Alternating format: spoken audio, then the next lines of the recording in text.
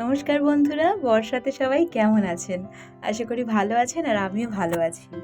বর্ষায় মানুষ শাক খায় না আর আমি খুঁজে খুঁজে এই খারাপ খারাপ পালং শাকগুলো নিয়ে এসেছি।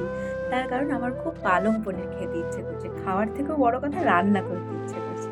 তো দেখেছেন ২ আঁটি নিয়ে আসার পর অনেক ফেলানি গেছে। তারপরেও এর মধ্যে ২-১ টা আমি খুঁজে পাচ্ছি খারাপ, খারাপ পাতা। যাই হোক সবকিছু আমি ঠিকঠাক করে বেছে ধুয়ে রেখে দিয়েছি।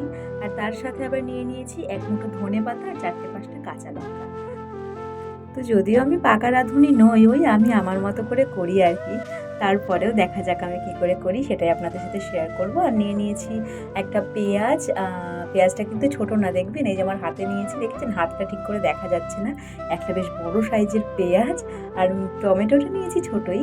আর তার সাথে একটু রসুন আর একটুখানি আদা। রসুনটা কিন্তু আমি পুরোটাই দেব। কারণ এটার সাথে রসুনটা কিন্তু অনেকটা লাগে আর অনেকটা যায় যেটা আমি জানি আরকি। আর ওই যে প্রেশার কুকারে না আমি একটা সিটি মেরে নেবো পালং শাকটা। যাই হোক বসিয়ে দিয়েছি আর তারপরে এই যে দেখেছেন পালং শাকটা সেদ্ধ করে নিয়েছি। ধনেপাতা কিন্তু প্রেশারে দিইনি। এটা পরে আমি ওপরে রেখেছি। কারণ এটা আমি এখন ব্লেন্ডারে ব্লেন্ড করে নেবো। আর তার সাথে এই যে দেখতে পাচ্ছেন, এই যে এই জলটা এটা পালং শাক সেদ্ধ করার পর যে জলটা ছিল জলটা। রান্নাতে তো জল ইউজ করতে হবে তো ওই জলটাই আমি ইউজ করব। কারণ পালং শাকের সমস্ত প্রোটিন কিন্তু ওইটার মধ্যেই আছে। আর আমি আদা রসুনটা কেটে নিয়েছি আর এই যে পনিরটা আমি হালকা সতে করে রেখেছিলাম। মানে যাই হোক একটু তেলটা গরম হয়ে গেছিলো ২-৩টে পনির লাল হয়ে গেছে। কিন্তু এরকম সাদা রাখারই আমি চেষ্টা করেছিলাম। আ এটা আমি সকালে করছি আর পনিরটা কিন্তু আমি রাতে এরকম একটু ভেজে রেখেছিলাম। আর পেঁয়াজটা পুরোটা কেটে নিয়েছি, কুচিয়ে নিয়েছি একদম জিরি করে। আর এই যে ধনেপাতা, কাঁচা লঙ্কা দিয়ে পালং শাকটাও আমি কিন্তু বেটে নিয়েছি।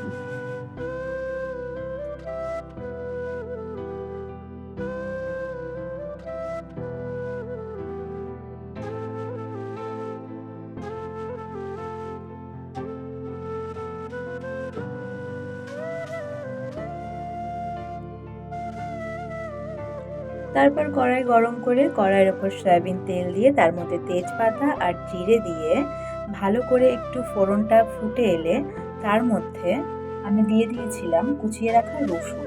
তো রসুনটাকে খানিকক্ষণ ভাজা করে নেওয়ার পর অন্য কিছু দেব। কিন্তু তার আগে দেখছি আমার লঙ্কার কৌটোয় লঙ্কা শেষ, লঙ্কার গুঁড়ো। তো আমি একটু লঙ্কার গুঁড়োটা কৌটোতে ঢেলে নিচ্ছি। আর ততক্ষণে কিন্তু আমাদের রসুনটা প্রায় মোটামুটি ভাজা হয়ে গেছে।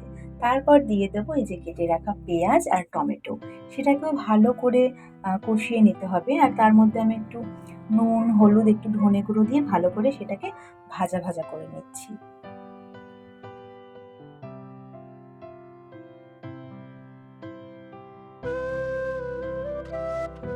তো দেখতেই পাচ্ছেন এটা ভাজা করে নেওয়ার পর এটা কিন্তু তেল ছেড়ে দিয়েছে। মশলাটা মোটামুটি কষানো হয়ে গেছে। তো মশলাটা কষানো হয়ে যাওয়ার পর আমি এখন এর মধ্যে দিয়ে দেবো বেটে রাখা পালং শাকটা। তো বেটে রাখা পালং শাকটা দেওয়ার পরও কিন্তু ভালো করে একটু নাড়াচাড়া করে শাক আর যে কষানো মশলাটা আছে সেটা কিন্তু এক করে দিতে হবে নেড়েচেড়ে।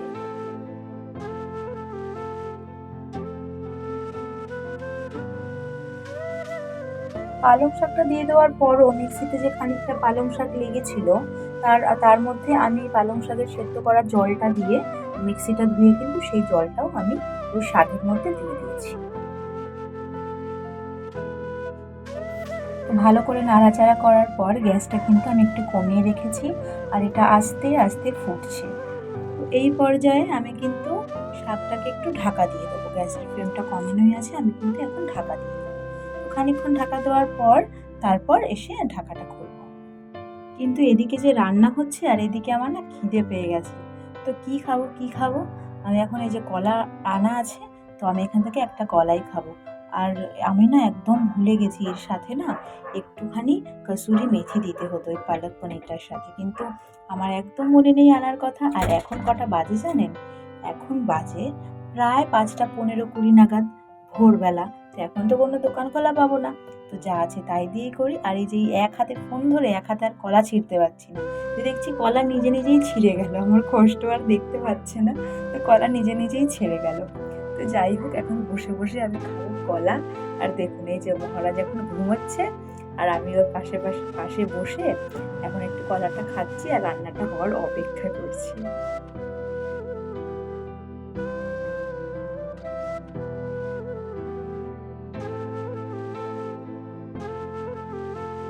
তো যাই হোক, আমার কলা খাওয়া এখন হলো, চলুন দেখে আসি শাকের কি অবস্থা।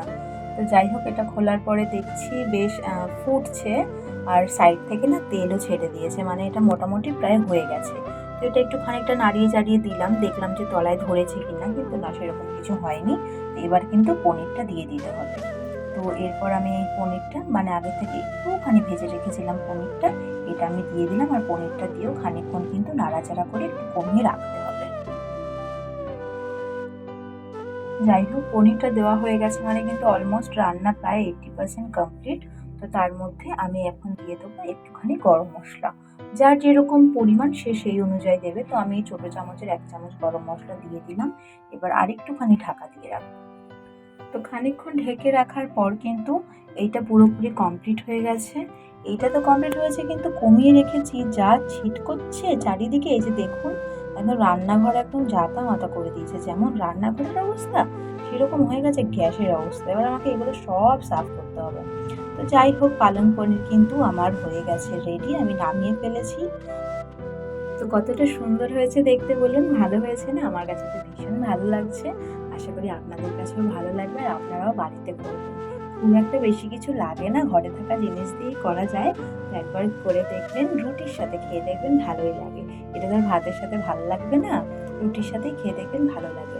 আমি তো বেশ বলছি ভাতের সাথে ভাল লাগে না, ভাল লাগে না, কিন্তু আমার এখন খুব খিদে পেয়ে গেছে যে, সেই কারণে একটুখানি পালং পনির নিয়ে আর একটুখানি বেঁচে থাকা ভাত রাতের, সেটাই আমি এখন খেয়ে নিচ্ছি, কারণ রুটি এখনো হয়নি। আমার রান্না করতে করতে খিদে পেয়ে গেছে, হ্যাঁ। তো এই ভাতের সাথেই আমি একটুখানি খেয়ে নিচ্ছি, আর খেতে খেতেই আপনাদের সাথে বিদায় নিচ্ছি। দেখা হবে আবার একটি অন্য কোনো রেসিপি, অন্য কোনো ভিডিওর সাথে। ততক্ষণ আপনারা সবাই অনেক ভালো থাকবেন, সুস্থ থাকবেন, সাবধানে থাকবেন। আর আমার ভিডিওটি শেষ পর্যন্ত দেখে থাকলে অনেক অনেক অনেক ধন্যবাদ। আজকের মতো আসি। জয় রাধে।